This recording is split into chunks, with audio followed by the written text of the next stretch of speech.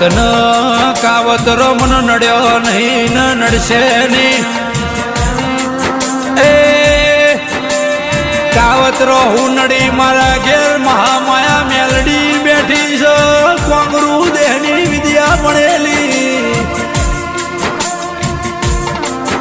જગત જો ભણવા ન શીખવા જાય છે અહીંયા મારી મેલડી 1000 વર્ષ પહેલા શીખીને નેહરેલી છે.